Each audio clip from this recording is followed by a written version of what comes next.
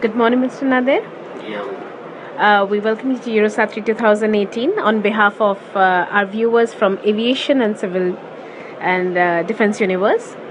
Now, we would like you to tell us more about how and what are the solutions that BIRD Aerosystems is offering for military operations. Okay. Bluebird Aerosystems is a 16 years old company. We produce and deliver mature products. Today in Eurosatory we present a family of products from a micro UAV to a tactical UAV. We present here the micro V, which is a micro UAV. Micro usually means about 1 kilogram, 1 hour, and 10 kilometer range.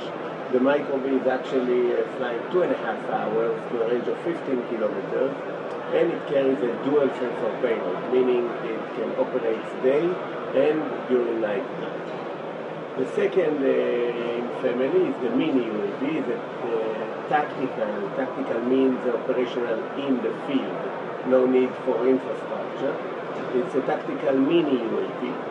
The mini UAV, the Spylight mini UAV, is designed for 4 hours endurance, 80 kilometer range, also capable of carrying day and night payload, including a laser pointer, and a variety of other type of payloads like mapping